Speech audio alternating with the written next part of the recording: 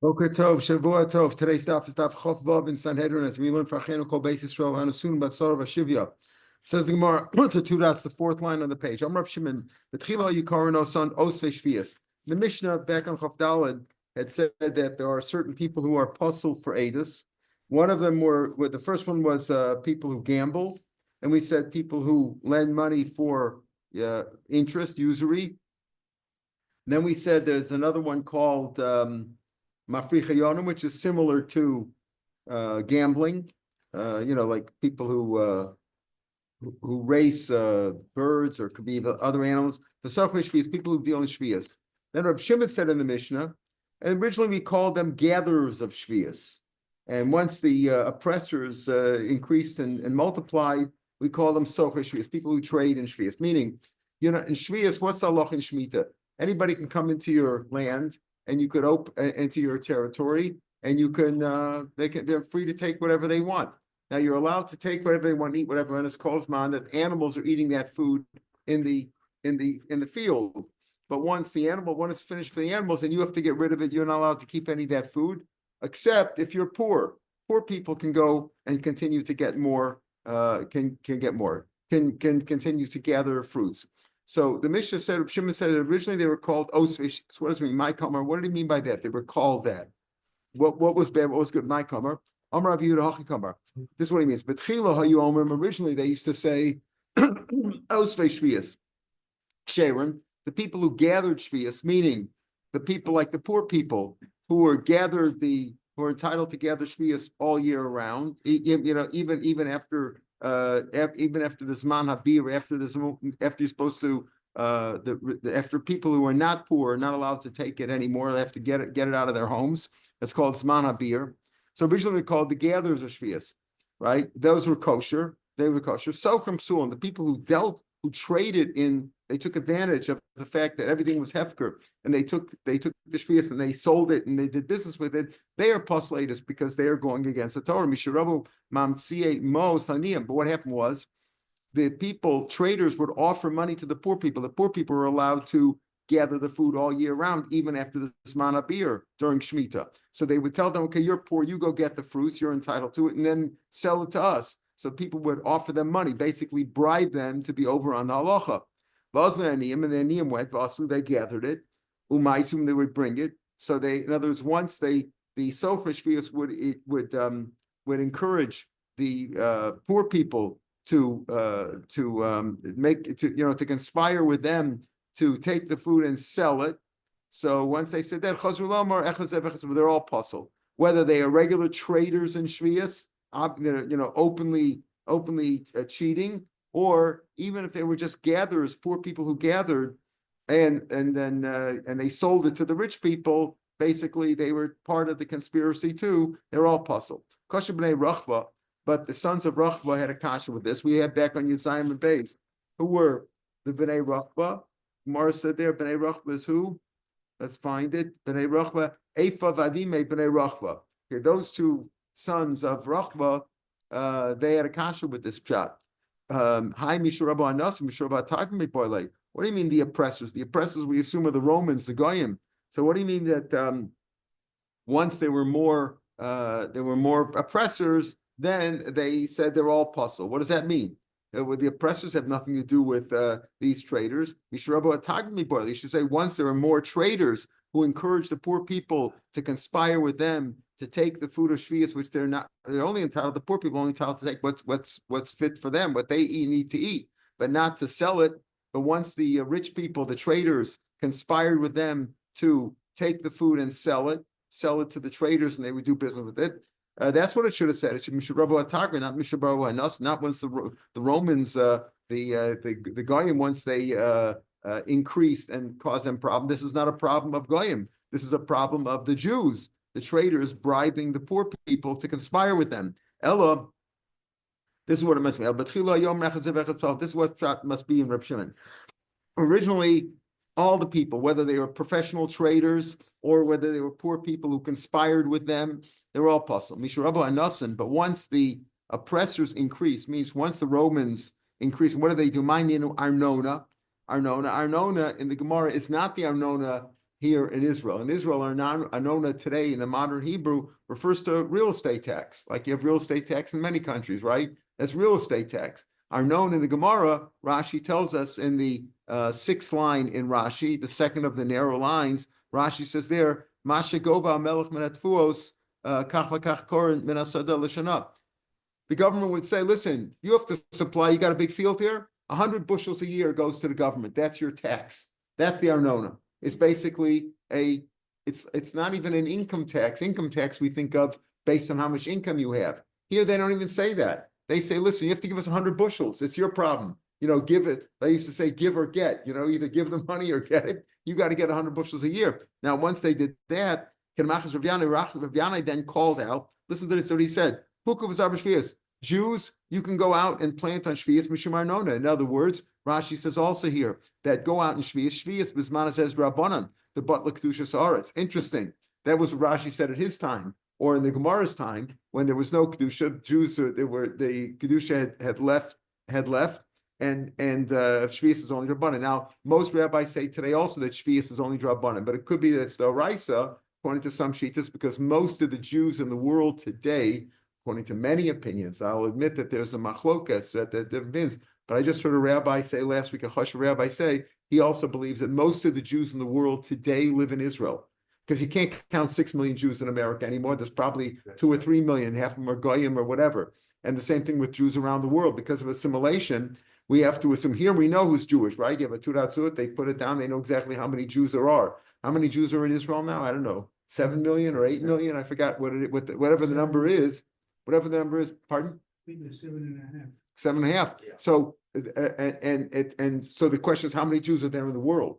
Before World War II, there were 19 million Jews supposedly in the world, right? After World War II, it was down to 13 million, and we haven't increased enough yet. So it's a real question, it depends how the biggest issue is, how do you count the Jews in America? If you go by the Goyim or by the, the Pew and all these other things, there's 6 million Jews. There've been 6 million Jews in America in 1950, 60, 1970, 1980, they're stuck on 6 million, but there's no way really to count them. There's no official way to count them. Anyway, according to many opinions, even today, Shvius could be Minat Torah. Anyway, but at that time, Rav Yanai said, go out and you can plant on Shvius because you have to give them the 100 bushels. The government says you got a field, you got to give them 100 bushels or 1,000 bushels, whatever the thing was. You have no choice. It's only Drabanan, so you don't want to be penalized or held in contempt and put in jail for not supplying the bushels, or they'll take away your field. So the point was that originally they were all anybody who violated the rules of Shvius was considered an avaryan, a sinner, and was disqualified from being an aide, and certainly from being a judge. And that was everybody. The poor people conspired with the rich people, and they were doing business with it. Once the Romans said, though, you have to produce X amount, so they, like he said, you have to produce for the Arnona, you have to pay this bushel tax, whatever you want to call that. Rav Yanai said you're allowed to. Chazulom or Osving Sharon. The ones who gather the grain in the field, the ones who gather the fruits and the grain in the field, they're really kosher because they're just poor people, and you're allowed to plant anyway because of the Arnona, and you're allowed to plant and harvest, and the poor people are allowed to do it all year round, so they're still kosher, even though they're taking produce from the field, but it was mutter. Sochum sum, but the ones who traded in it, that you're not allowed to do. You're basically allowed to gather what you need, and obviously you have to give the 100 bushels to the government, but you traded in it, you're puzzled. Now a story. Rav Chia bar Zarnuki Rav Shimon bar Yehud. We'll call these the two rabbis. They went to Asya, someplace. Presumably, I think it's near Tveria. Not sure what. It doesn't mean Asia. They left Eretz Yisrael because you have to do it in Eretz Yisrael. They went there to this city, and they went They went to intercalate the year to figure out whether you have to add an extra Adar. Rosh Lakish ran into them. Itvu B'dai, and he joined them. He said, "Listen, Ezel Ichse Hechavdi Uvda. I'd like to go see how they intercalate the year. Let's see what the debate is, how they do that. They sit up in a chamber and let me see how they do it." As they were walking along, again, the two rabbis with Rish Lakish, they saw a man that covered the Kakara. They saw a man who was plowing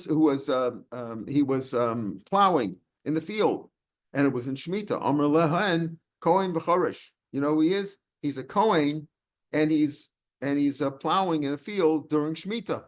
And as we'll see, Kohanim were suspected. Again, Kohanim were suspected. Remember, there was an issue with Kohanim being suspected of putting a mum in a Bechor. Remember, the firstborn short kesef ways goes to the Kohen. Right? Now he has to bring it to the base of Mikdash, unless it's got a permanent mum. But you can't put a mum in it yourself. You can't permanently put a blemish, but they're suspected of putting a blemish in it so they could just shecht it and eat it. So Kohanim were suspected. He says, we'll see why they were also suspected of violating the rules of Shemitah. That's what Rish Lakish said to the two rabbis. They said, I give son. He said, listen, it's not for me. I'm working for the Goyim. It's a Goyish field, and I'm working for them. Could be, I could say that. I guess I'm simply why do you suspect him of being a Kohen and plowing and going against the rules of Shemitah? Maybe he's working for Goyim. Suchas, you look up, they saw another man to have a kosach bekami. He was pruning in his vineyard. Again, it was in Shemitah. Amalei and Kohen v'Zamar. Listen, he's a Kohen also suspected of violating the rules of Shemitah. Amalei, they told him Yachalam, he could say la'akol beis habana. I'm making bales for the vineyard. Or Beis Abad is really what? Beis Abad is an olive press. So maybe that's what he's doing. It is vineyard, or maybe there were olives there. Karmi sounds like vineyard, but whatever. He could say, I'm making bales for them. That's what I'm doing. In other words, I'm not really violating the laws of Shemitah. Amr lahen. So that's what they told him. They defended, these two rabbis defended these two people who were working in the field who Rish Lakish suspected them of being Kohanim violating the rules of Shemitah. So Rish Lakish said, you're defending them. Halev Yodeya, then the heart knows imla'akal if he's doing it for bailing or like kalkalos, making a play on the words, like a little alliteration there, right? Imla'akal if it's for bailing or if it's for, perversiveness, for going against the rules of the Torah. Like, cool. So, he knows what he's doing. Ham liberation, which did they, when they which one did he tell them first? In other words, was he complaining about the guy who was plowing or the guy who was pruning? If it's the first one, the way we have it in order, so why did they have to give him an answer and say maybe he's making bales? Just say maybe again he's working for the Goyim. He's a servant of the Goyim. Elohim liberation. The answer is he told him the second story really happened first. First, the second story, which could have made sense that he was doing bailing since he was in a vineyard or an olive area. So he was obviously, he could say, well, he was just bailing. He wasn't really working the field and etc. And then the second one, the guy was actually plowing. Then they said, well, maybe he's working for the Goyim. Why are you talking about a Kohen? Why talk about a Kohen? Maybe he's a Kohen who's plowing. Oh, look at this guy. He's a Kohen and he's plowing. Look at this guy. He's a Kohen and he's pruning. Because they're suspected of violating the rules of Shemitah. The time we learn saw truma shenafal lameha saw and shel shvius. Let's say you have a saw of truma, a measure of truma that fell into 100 saw of shvius. Now truma is batal 1 in 100. Remember, we've talked this many times. Min Torah, everything is batal barov. But the rabbis made different rules. For example, they said that davar shebeminyan, something that's counted or that's weighed is never batal. Right, Daf Yomi is not bottle, and they said when it comes to normally go to bottle b'shishim, which is like no same time if it gives a flavor. That's what you say bottle b'shishim. That's the general rule of bottle b'shishim when it comes to food. When it comes to truma, 1 in 100. When it comes to klayim and orla, 1 in 200. So if you say saw truma shenafal lameya saw and shel shvius fell into 100 measures of shvius, tala, that's neutralized. In other words, truma is bottle if it's 1 against 100 parts of chulin. If let's say it's 1 in 99 or 1 in 98 or anything less than 98, yirkavu, then you have to let it go. You have to let it rot. It's not bottle. You have truma over here. Okay. So wait a minute. If I have some truma and it fell into let's say 1 in 90 parts of chulin, so you say it's not bottle. You have to let it go bad. Why do you have to let it go bad? But we ask the kasha, why do you let it go bad? Sell the whole thing for truma. And notice I have now 91 measures. I have one measure of truma fell into 90 measures of chulin. I have 91 measures total. Sell it to a Kohen for 90 measures of truma. In other words, the Kohen doesn't want to pay for chulin. The Kohen is entitled to truma, right? Truma has a much cheaper market value because it's got a small market. Only Kohen could eat it. Okay, so sell it the whole thing to a Kohen. for the value of truma, not the value of chulin, what 90 measures of truma would cost. Chutz midei, but don't charge him for the one measure of truma, because you can't take money from a coin for truma. Truma you have to give to the coin. You can't take money for it. So why do you say if one measure of truma fell into 90 measures of chulin, and it's not bottle, so it's, you can't eat it. If you're not a coin, you can't eat it. So sell the whole 91 to a coin for the value of 90 measures of truma, because you're not going to charge him he's not going to want to pay, for the price of chulin. So it fell for 90 measures of truma, and that went free. Why do you have to? Why don't you do? Because they're suspected of violating shvius. Why is that? And Rashi tells us. Rashi says like this. Rashi says, why don't you sell it? Rashi, about halfway down in the Rashi, Divrei Masel with Mei Truma, Rashi says, sell it to the coin. The mutter, at the end of that, Rashi is the mutter limko shvius al menas lechol. You're allowed to sell shvius, right? You're allowed to sell it on the condition that you're going to eat it and its value, what you sold it for, you're going to get rid of it before shvius, because shvius has a rule. If you sell it for something else, you trade it for something else, they all have the rule of shvius. So whatever, you're allowed to sell it if you're going to consume it before the beer. You're not doing regular business with it.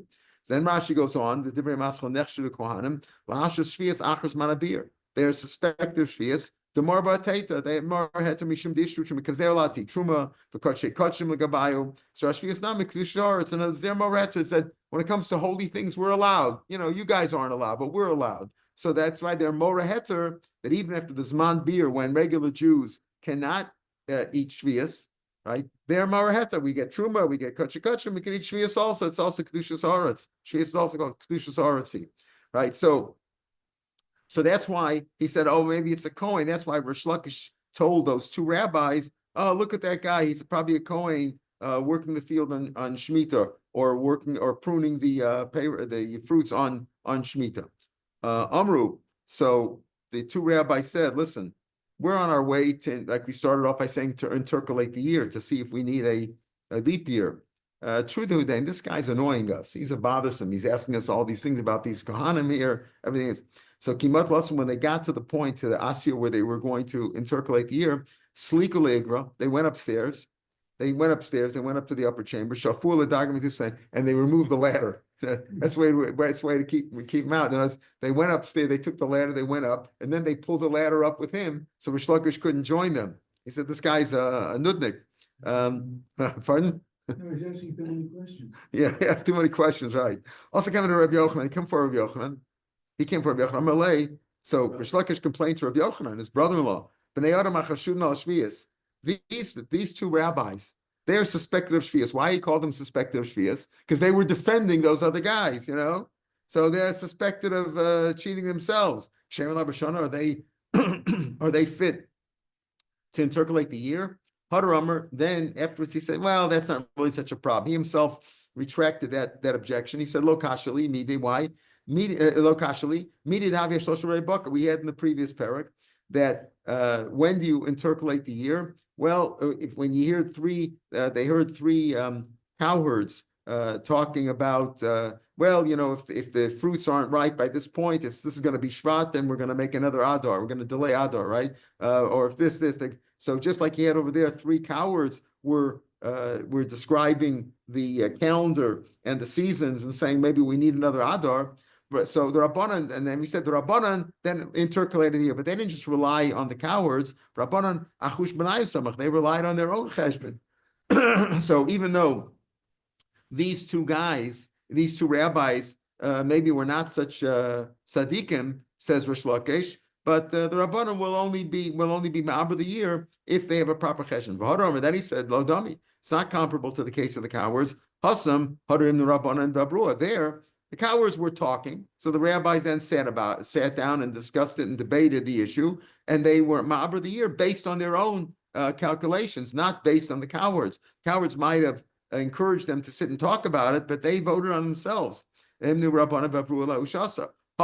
here, Kesher Rishon, it's just a group of evildoers. We're not talking about, they are bad guys because they were defending the Shemitah violators. They're the bad guys, and they're the ones who were being mobbed of the year. It's not like the the case of the cowards versus the rabbis. Here, the rabbis themselves are a group or a conspiracy of evils. The Kesher Shaman you can't count. What you're telling me is very troublesome. You're right. It's you're complaining about them, and I don't want to hear that the rabbis aren't good guys.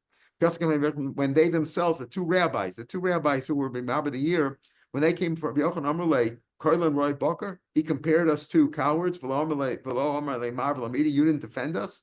Had they called you shepherds? What could I have said to them? What could I have said to them? As shepherds are worse than cowards, because shepherds basically take care of flocks, and those flocks, go and cheat, they steal, they eat other people's Had you called me even worse, what am I going to tell them? What should I have said?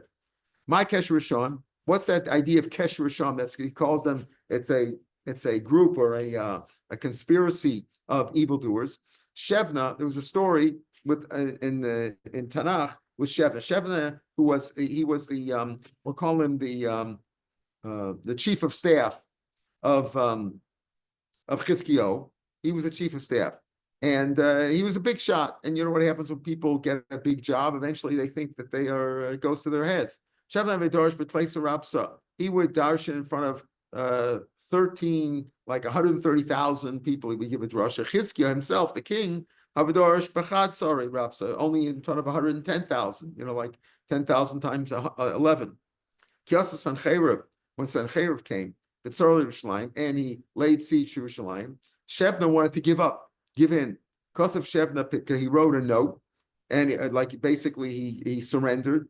Shada Begira, and he sent it on an arrow, and he threw the note. He fired the note with a bow and arrow, telling Sancheriv that we want to. I control most of the people here, and we want to surrender to you. That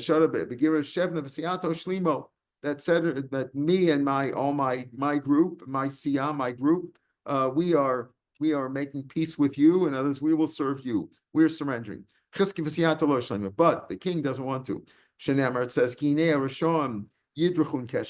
the Rishon will bend the bow. They'll prepare their arrow. They'll prepare their arrow with the note. They're going to prepare to shoot the arrow. Chizkiah heard about this, and he was worried. Maybe they apparently controlled Shevna controlled a greater amount. As we saw, he darshan in front of 130,000 people. I'm not saying that he darshan Torah, but he had a big following. Maybe a Kadosh Baruch Hu is going according to the Rove. Maybe we are a democracy here, and if the democracy, the majority rules, and maybe the majority wants to surrender, and maybe I should do that too. Maybe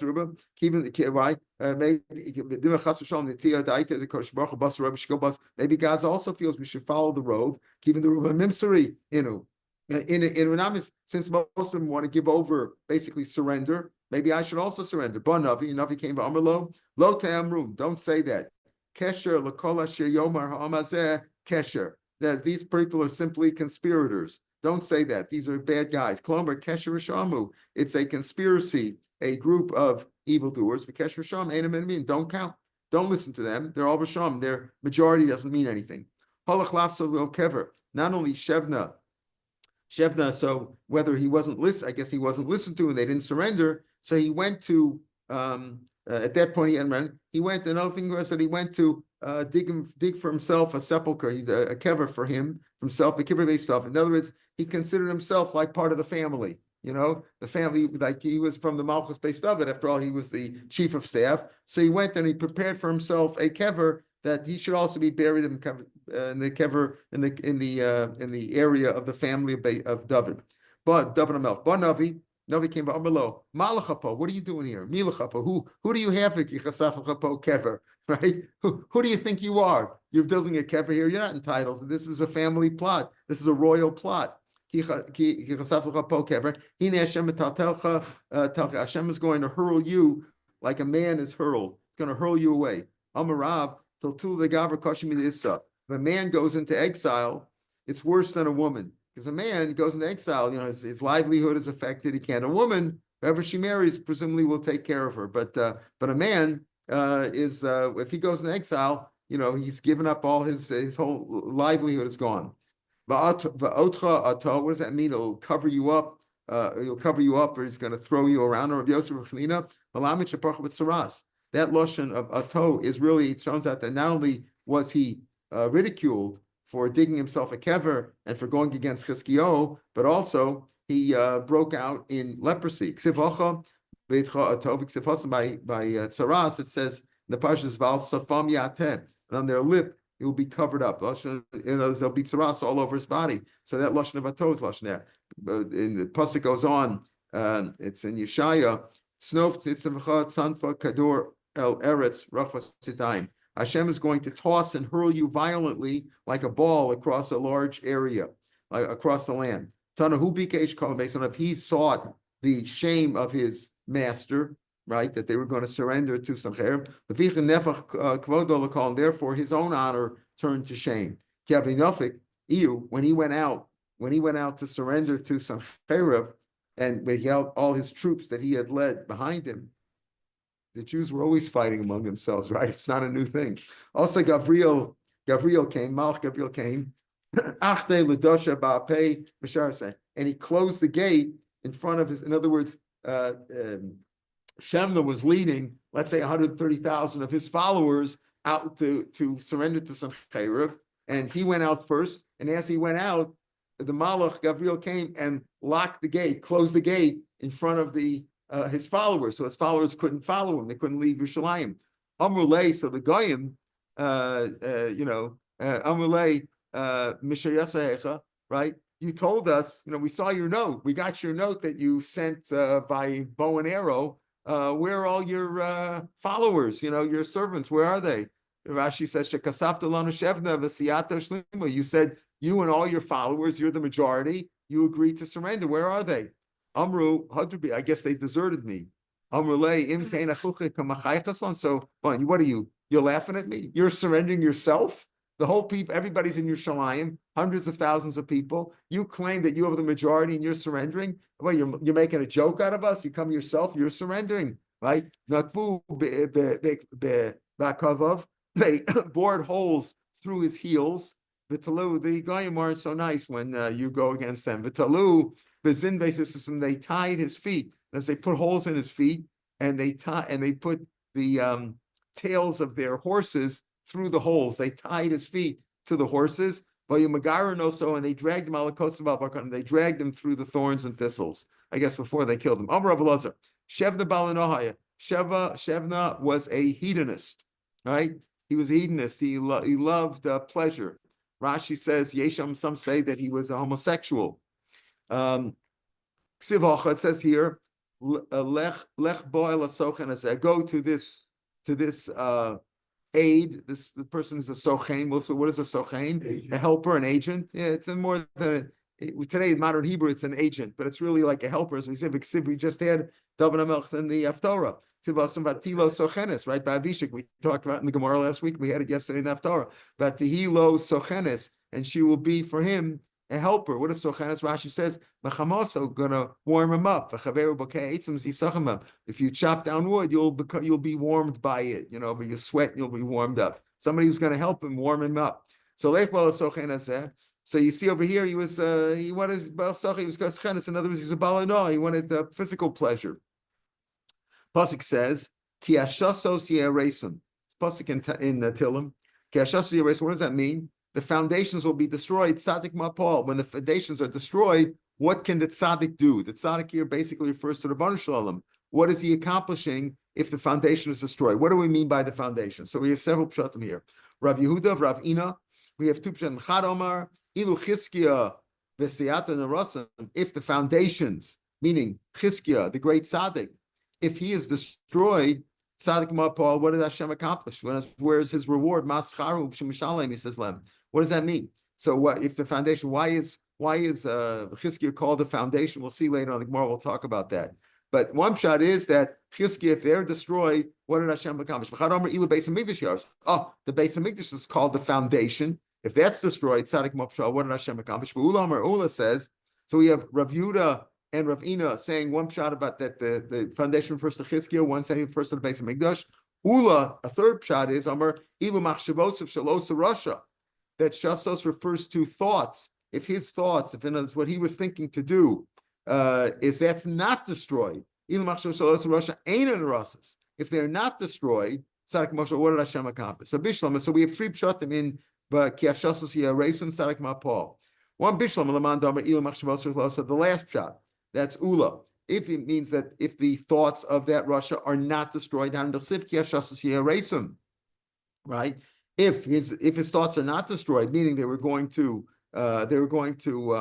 give up, surrender, if that Russia, if his thoughts would not be Mashashel Shevna Russia, if they're not going to be destroyed, so what did Hashem accomplish?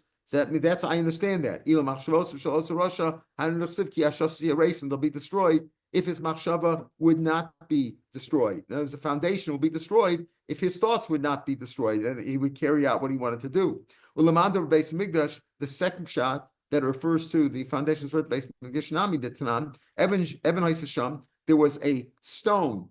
Most Nevi'im Rishon, there was a large stone there in the Beis Mikdash where under the Aron, says Rashi, under the Aron Kodesh.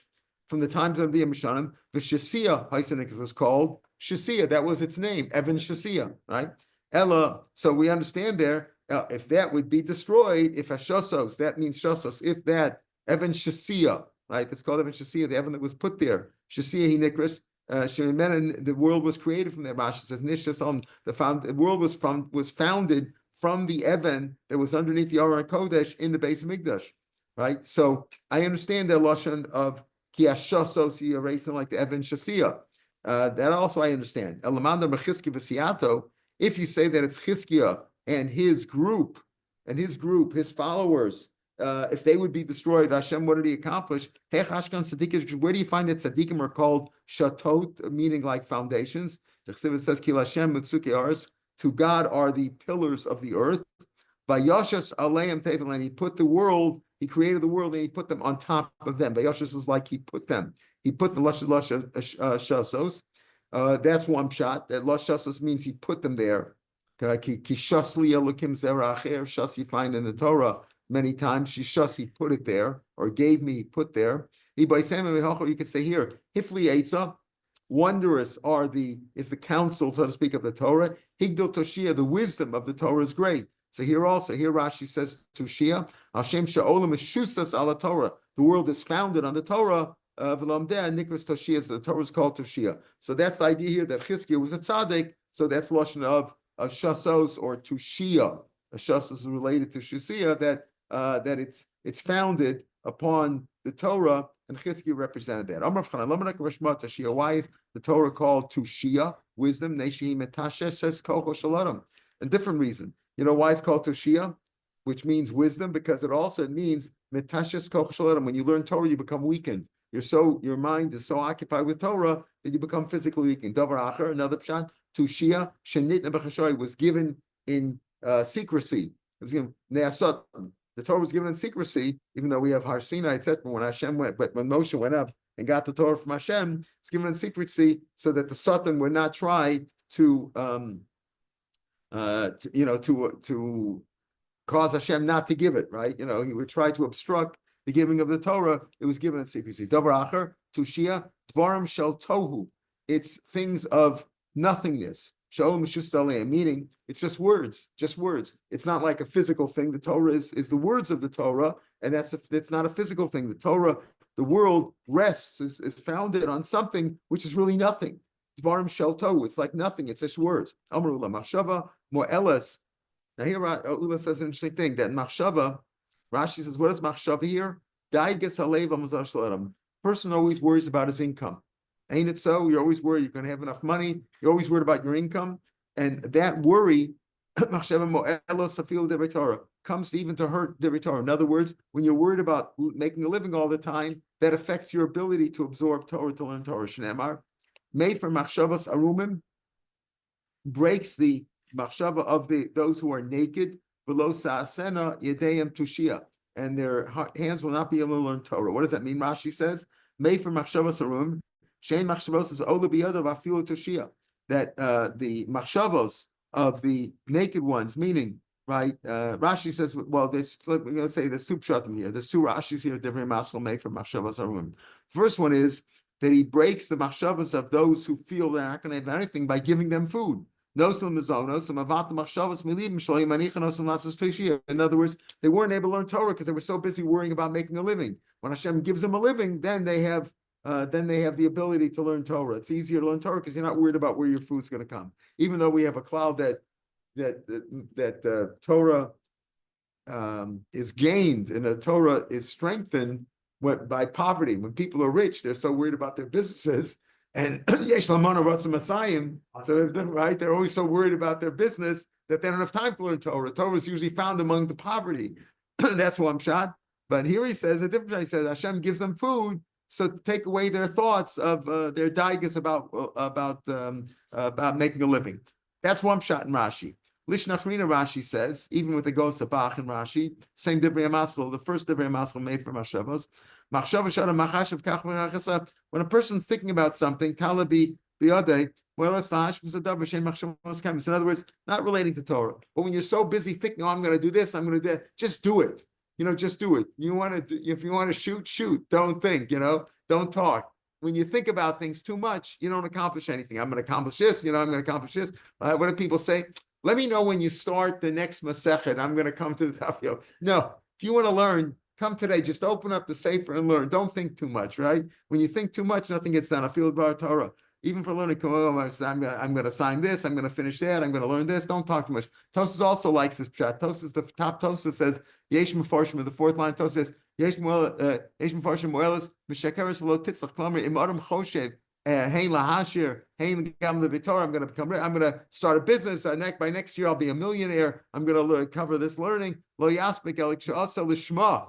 It's only when you just do it for the sake of learning. Don't start thinking how much I'm going to accomplish. I'll finish this. And they'll say, look, I got an award. I got a diploma. Forget all that stuff. I'm going to get smicha. I'm going to accomplish this. Forget all that stuff. Back in the Gemara, 4 lines before the lines get wide. Made from breaks the machshavas either by giving them food or by saying, she won't be able to learn by thinking too much.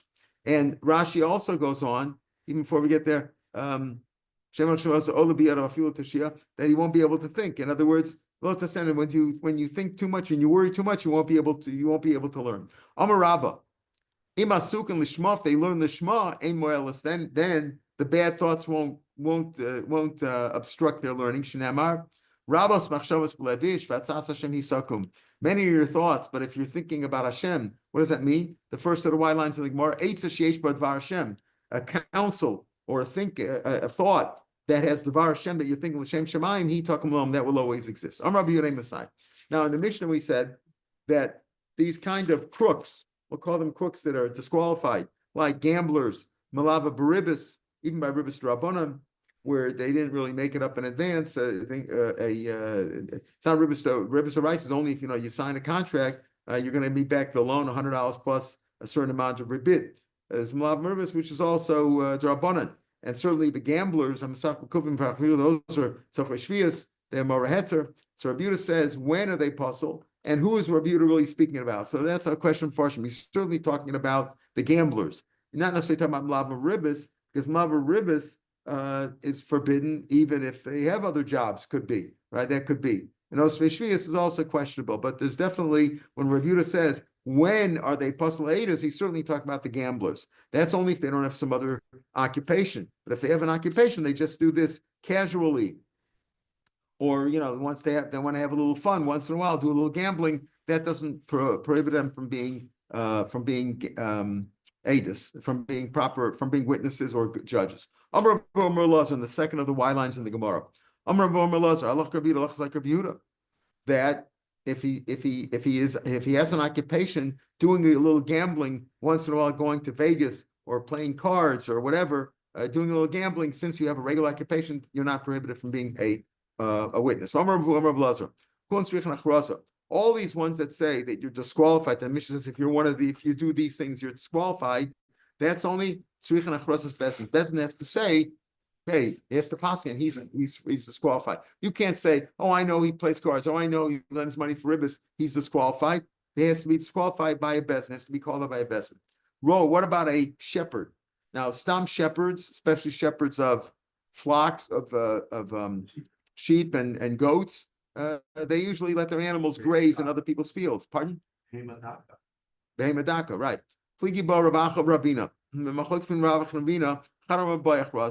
Some say, one says that you have to call out in Bezin for them to be forbidden. In other words, if he's a shepherd, he's disqualified automatically. He doesn't have to be announced or pronounced by a Bezdin that he is no good. Makes sense. Sort of Yudis as a Marav, Stam Ra Apostle. If he's a Ra, a Stam Apostle, in a general, any shepherd, a shepherd of, like you say, a Behemadaka, is forbidden automatically. He's disqualified automatically. So if you say he doesn't need to be pronounced a pasul, this makes sense. Rabbi Rav says that Stamra is pasul. If he has to be announced, my Stamra pasul. What did Rabbi Rav say? A Stamra is pasul, but he has to be announced. Why Stamra? So he says the Bestamra Chazin means this. In a Stam, if he's a shepherd, you can assume that he's been pronounced already, because shepherds are all pronounced to be disqualified. Matana, there was a gift, a deed that had a deed of a gift. Two robbers were signed on it as the Adam, testifying that Reuben gave Shimon this gift. Savra Papa Rav Shmuel Papa Shmuel wanted to qualify them as witnesses because they hadn't been pronounced. You just said before in Machlokas that they have to pronounce or not. Rabbi said they all have to have a pronouncement. They have to be officially disqualified. Since these Gazlanim were not officially disqualified, so he said they should be good Adam. So Rava said to Rav Papa Bar Shmuel, by Gazlan Rabbanan, like the ones in the Mishnah, where he's only playing cards, or he's encouraging somebody to take part in violating the Shvias. He didn't actually do it d'oraisa. Then you need to be pronounced. You need an official proclamation that he is disqualified. The Gazlan d'oraisa mean a. But if he's a real Gazlan, these guys were known robbers. They would actually go and rob people at gunpoint or whatever and take their stuff. Then he doesn't need to be pronounced. He's automatically disqualified if he's known, and we know that he's a robber. Amar Rav Nachman, Ochle davar acher psul leidus. Now, if you just learn the Gemara without learning Rashi, what would you say? If you eat chaser, you pasul for eidus, right? Davar acher is a Rashi says that's not what Ochle davar acher means. Ochle davar acher means is that you consume something that shouldn't be consumed, meaning you go to the goyim for tzedakah. Instead of going to the Vada Chesed, you go to the goyim and take money from them for your tzedakah, for charity. And Rashi says that's a chil Hashem. There's different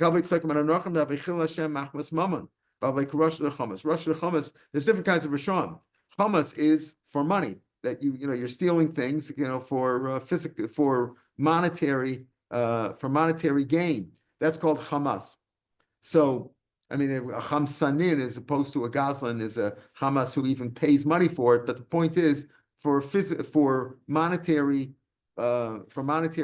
increase, for monetary gain, he's going to hurt other people.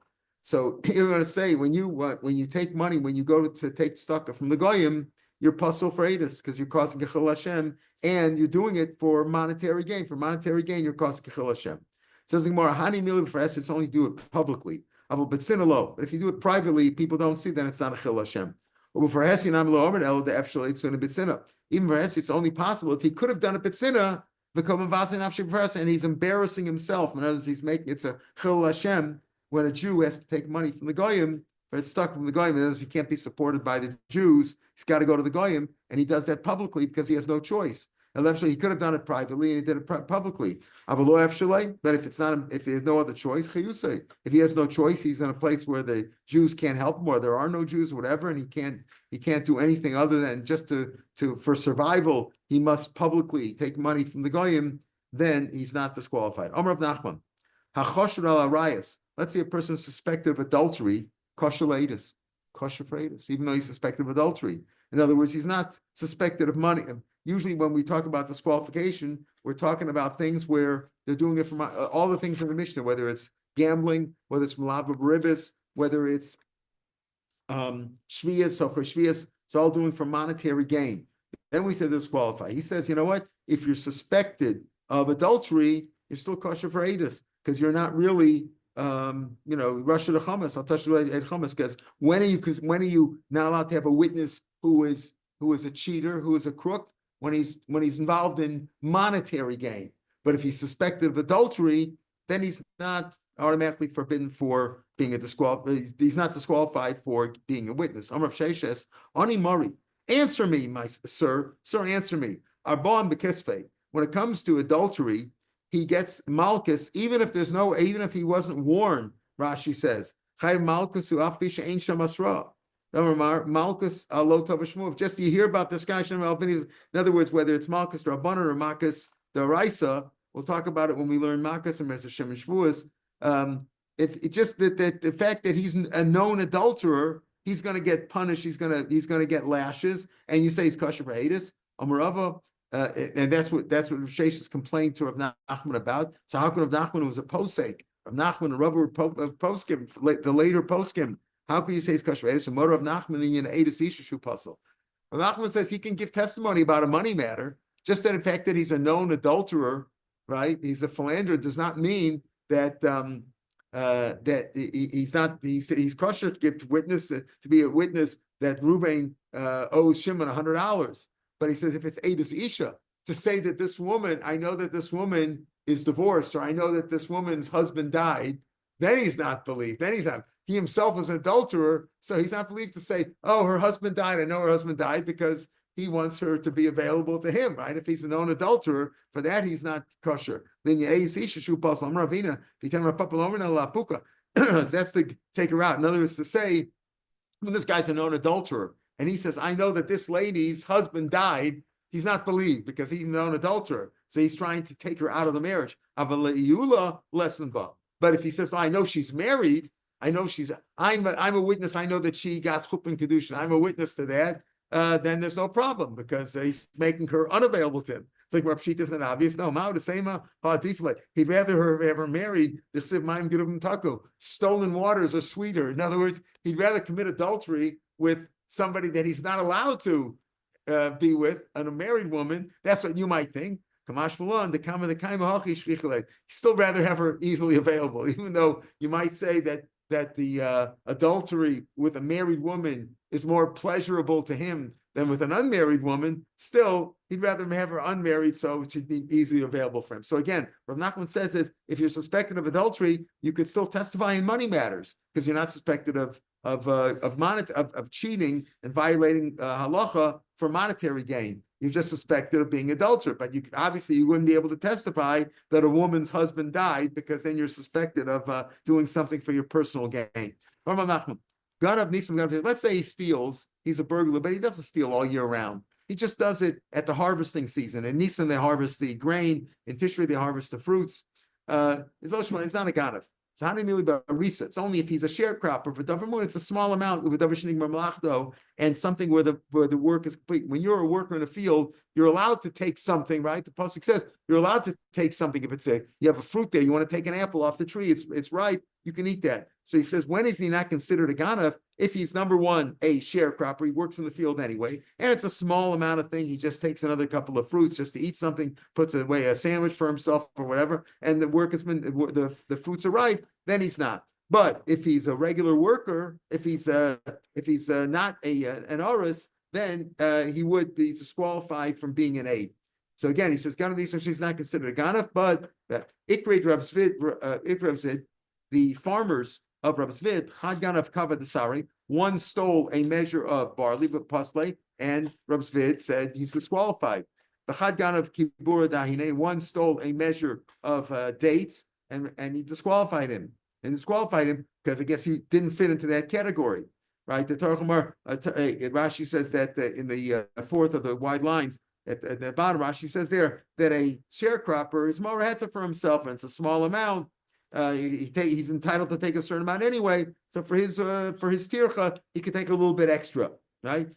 He could take a little bit extra by something in the But an ikar, a farmer who's not an oris, and he doesn't get a share of the payros, he gets a paycheck. He's not entitled to steal, and therefore Rav Zvid passled them from being an edus.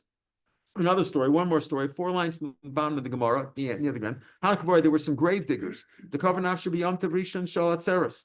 first day of Shavuos, they buried somebody. You weren't supposed to be burying some Jewish people. We're not supposed to bury people on Yom. They should have waited for the next day. Shamtin Rav Papa put them in Chayrim. And he disqualified them from being witnesses. V'achshirinu Rav Huna B'Rav Yeshua. Rav Huna B'Rav Yeshua, he went against Rav Papa, and he said, no, they are qualified. I'm Rav Papa of Arasham Ninu. So Rav Papa, who had put them in Chayrim, said, but shh. Rav Papa said to them, Rav Papa of Arasham Ninu, they are evildoers. They dug graves on Yantiv.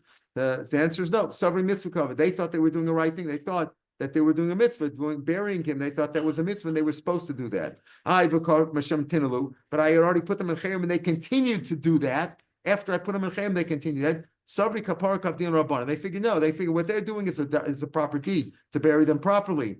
And what they do is they get a kapara by putting them in chayim. They get kapara for their deed. In other words, they knew that they were doing a sin, but they thought it was a sin that they should do. You should do that. Somebody have to sin and do a kapara, like we just said. We just talked about the other day that all the rabbis were talking about that Sarah B'Tevis, right? That if it would come out on Shabbos, which it doesn't. If it come out on Shabbos, you would also keep it. Why? Because there, the Asar B'Tevis it's not just mourning for the past, but it's also hoping for the future. That Rosh Hashanah, it's like a Rosh Hashanah that the Beis Hamikdash Hashem decides the Beis Hamikdash will be rebuilt. So it's something for the future. So what's a comparison to that? It's like if you have a tainus chalom. If you had a bad dream on Friday night, you could fast on Shabbos, even though you're not supposed to fast. You could fast on Shabbos to make up for it, to get rid of a chalom. But then you have to fast another day in the week for fasting on Shabbos. In other words, it's a sin that you're allowed to do, and then you can get kapara for it by fasting again. So that's what they thought they were doing. Pick it up here tomorrow, Mr. Shem.